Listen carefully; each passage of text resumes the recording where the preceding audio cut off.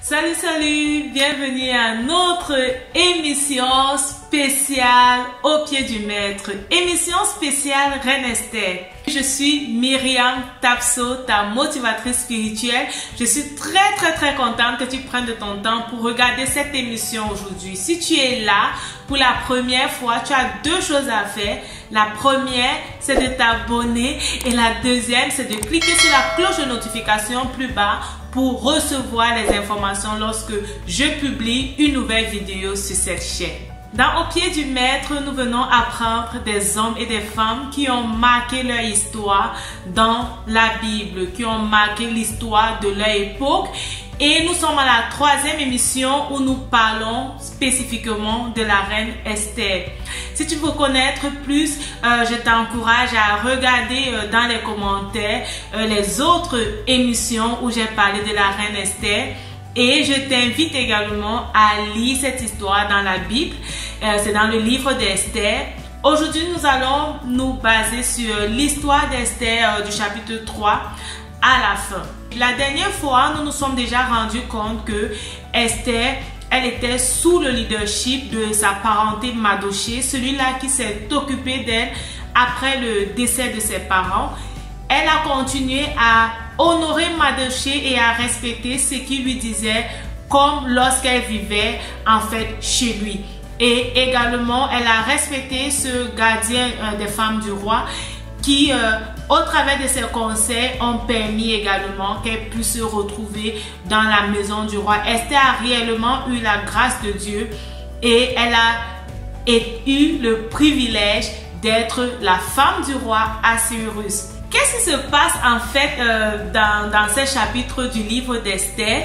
On a un homme qui s'appelle Hanan qui est apprécié par le roi. Le roi aime ce qu'il fait et il occupe une place privilégiée parce qu'il peut prendre également des décisions dans le pays. Et Hanan, il aimait que lorsqu'il passe, que les gens se prosternent. Et il y a certaines personnes qui ont remarqué que Mardochée, la parenté de Esther, ne se prosternait pas au devant de lui et ils sont allés dire à Hanan. Et Hanan a été vraiment déçu de savoir que Mardochée ne se prosterne pas au devant de lui et il a décidé de ne pas faire périr seulement Mardochée, mais de faire périr toute la tribu, tout le peuple auquel Mardochée appartenait. Et ici, c'est le peuple juif. Alors, il est allé vers le roi et il a dit au roi, en fait, qu'il y a ici, on a un peuple ici qui ne respecte pas les lois et il serait de ton intérêt de les exterminer. Ce que le roi a accepté et une lettre a été envoyée dans toutes les tribus. On devait exterminer le peuple juif. Lorsque Mardochée a appris qu'une lettre avait été publiée pour exterminer tout le peuple juif, il s'est mis à pleurer et à jeûner. Il est allé aux portes du roi. Il a déchiré ses vêtements. Il s'est revêtu d'un sac et il s'est mis à pleurer et à prier et à jeûner. Les servantes de la reine Esther sont venues lui rapporter ce qu'il en était. Elle a envoyé des vêtements à Mardochée pour qu'il se revêtisse, mais Mardochée n'a pas accepté de se revêtir. Mardochée a plutôt demandé à Esther d'aller plaider pour son peuple auprès du roi. C'est vrai que Esther a hésité parce que elle n'était pas allée auprès du roi depuis plusieurs moments. Mais Mardochée a insisté en lui disant: qui ne te dit pas que c'est pour une occasion pareille que Dieu a permis que tu deviennes la reine de ce pays? Esther, qui n'avait pas été appelée par le roi déjà depuis plusieurs semaines, a demandé au peuple de prier pour elle, a demandé au peuple de se lever dans la prière et elle-même, avec toutes ses servantes, elle s'est levée dans le jeûne et la prière. Et au bout de 3 jours, elle est allée vers le roi et elle a parlé au roi. Elle n'a pas parlé au roi n'importe comment. Elle a demandé au roi à ce que Hanan vienne dîner avec eux. Et le premier jour, elle n'a pas déjà étalé au roi ce qu'elle avait sous le cœur. Elle a attendu le deuxième jour et elle a dit au roi ce qu'elle avait sous le cœur. Et par cette action de la reine Esther qui fait d'elle une héroïne, le peuple de Dieu a été libéré de leurs ennemis. Pourquoi je te raconte cette histoire aujourd'hui? Nous nous rendons compte que Esther a respecté le leadership de Dieu. Esther a été éduquée dans la croyance juive et lorsqu'elle est devenue reine, elle n'a pas oublié les principes religieux de la croyance juive. Esther a pris du temps dans le jeûne et dans la prière. Elle ne s'est pas dit que je suis reine, je n'ai pas besoin de jeûner, je suis dans une bonne position. Non, Mardochée même lui a rappelé, peut-être c'est pour ces moments que Dieu a permis que tu deviennes la reine. Esther a impliqué son entourage dans le jeûne. Ses servantes également ont pris du temps, qui n'étaient même pas juives comme elle, forcément, elles ont pris du temps pour entrer dans le jeûne et la prière avec la reine Esther. On voit ici une femme qui a été élevée dans la société, qui avait une position de privilégiée, qui n'a pas renié sa foi.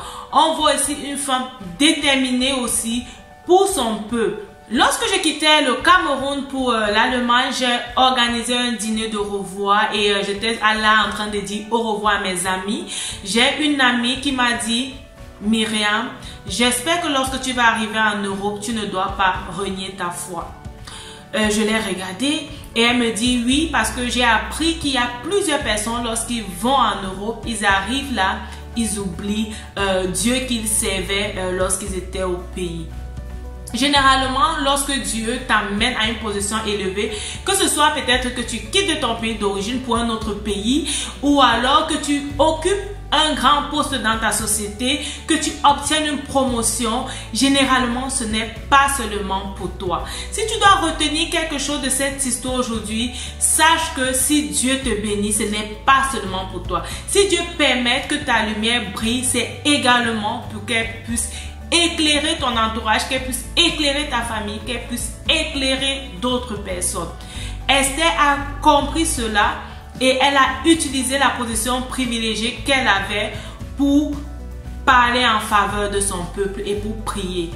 Rapproche-toi de Dieu, peu importe la situation dans laquelle tu es, qu'elle soit bonne ou mauvaise, rapproche-toi de Dieu. Qu'est-ce que nous devons encore apprendre de la reine Esther? La reine Esther n'a pas parlé au roi n'importe comment.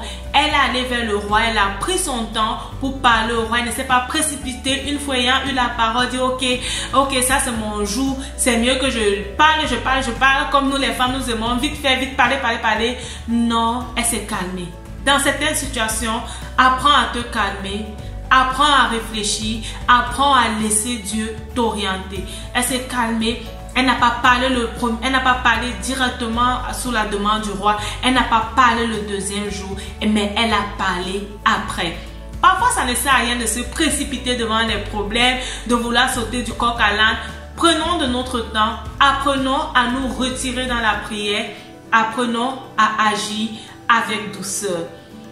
Et nous voyons également l'exemple de Mardochée ici. Je veux vraiment encourager les hommes qui m'écoutent sur cette chaîne à se comporter comme Mardochée. De plus en plus dans la société, on a des hommes qui délaissent leurs responsabilités. On a des hommes qui ne parlent pas, des hommes qui regardent juste les choses aller de mal en pire.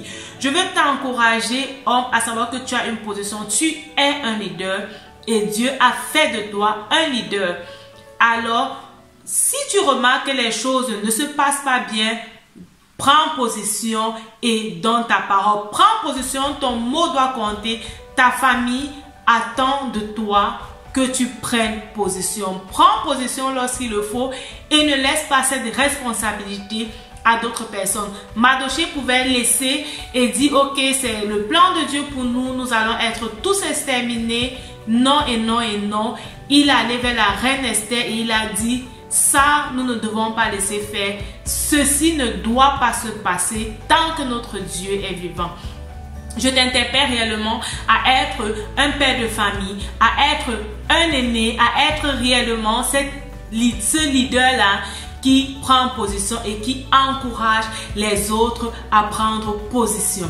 C'est clair que on se rend parfois compte que l'élévation peut amener certaines personnes à adopter un caractère différent de lorsqu'ils étaient dans la pauvreté. Et j'aimerais aujourd'hui t'encourager à être de ceux et de ceux-là qui gardent leur foi en Dieu, comme nous avons vu l'exemple de la reine Esther. Que Dieu te bénisse. Je suis très contente que tu aies pris de ton temps pour regarder cette vidéo. N'oublie pas de me laisser les commentaires. Qu'est-ce que tu as aimé sur cette histoire? Quelle est l'histoire de Esther qui te passionne? Quelle est la partie de cette histoire qui te passionne le plus et qui t'enseigne le plus?